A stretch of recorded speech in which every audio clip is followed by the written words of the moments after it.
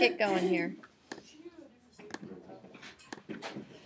Okay, today, I want to say today is about the start of the big chunk of grammar that you guys are going to be learning in Spanish 4.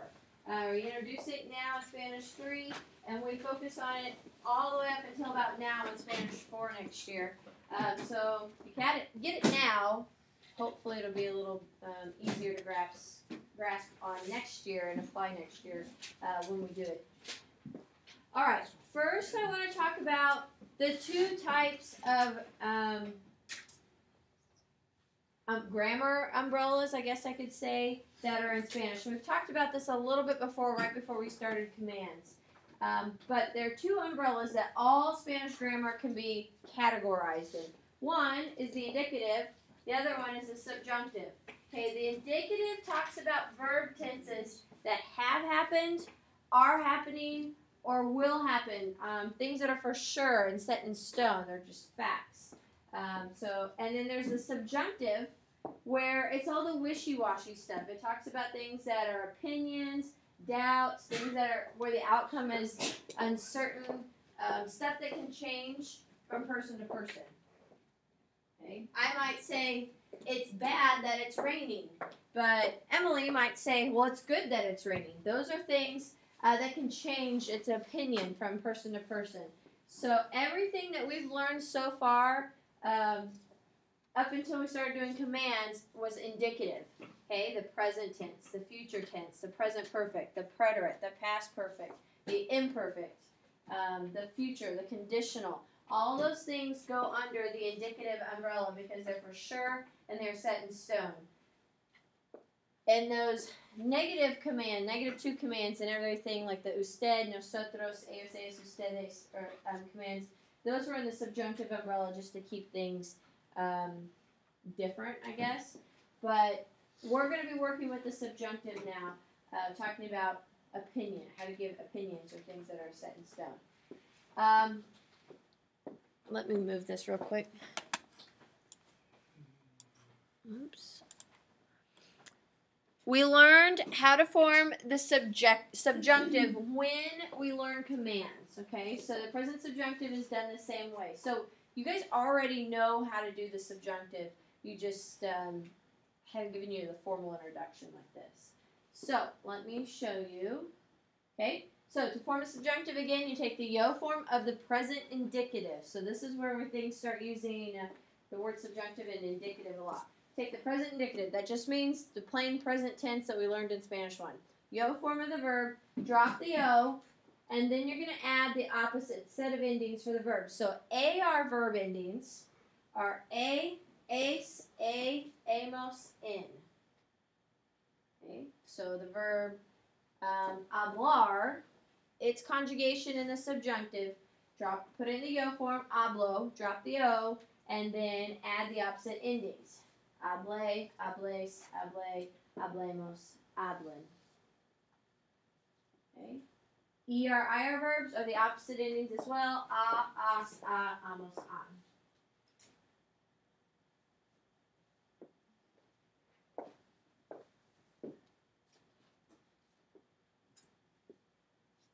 Okay, comer, we go coma, comas, coma, comamos, and coman.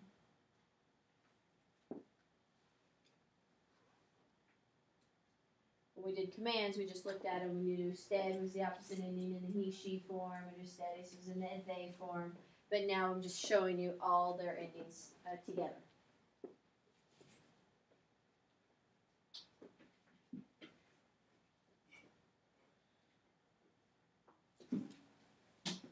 All right. Okay. Keep in mind that many verbs have irregular yo forms. For example, and some are normal. Hablar, comer, we just talked about, those are normal verbs, but hacer and conocer, those are irregular yo verbs. Okay, hablar, there's the conjugation that I talked about. Hable, hables, hable, hablemos, hablen. Comer is coma, comas, coma, comamos, coman. Again, it's not different from what we were doing when it came to usted, nosotros, and ustedes commands and negative 2 commands. They're just grouped together now. But then we have the verb hacer. The yo form of it is ago, drop the o, and add the opposite endings. So it's an ER verb, so we have the A's. Aga, agas, aga, agamos, agan. And then the conocer form, yo form is conocer, or conozco, conozca, conozcas, conozca, conozcamos, conozcan. You don't have to worry about a boot rule or anything. It's just the yo form follows it all the way through. Okay, so if you don't have to write all the conjugations down, but if you want to write the yo form or whatever to help you remember, that's fine. Any questions so far with the forming the present subjunctive? Okay, I'm going to keep on going. Alright, but we can't forget about cargar, zar, and ger verbs. Again, we talked about this with ustedes commands and all the rest of the commands, but cargar, zar verbs have to have changes. C's change to QU, so sacar would go to sake, saques, sake, saquemos, saquen. Okay, G's change to GU, jugar. That's also stem changing. We can't forget about the stem change. We juegue, juegues, juegue, juguemos, jueguen. Empezar or comenzar or cruzar, cruce, cruces, cruce, crucemos, crucen. Z changes to the C.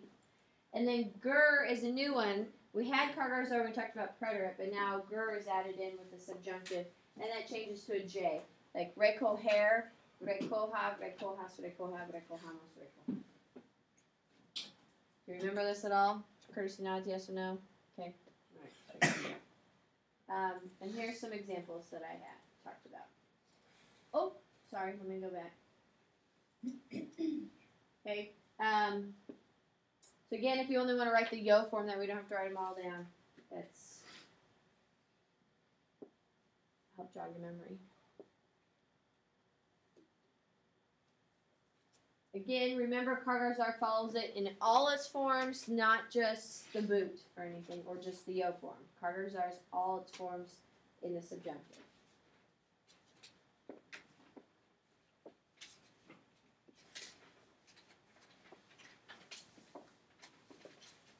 You good, Emily?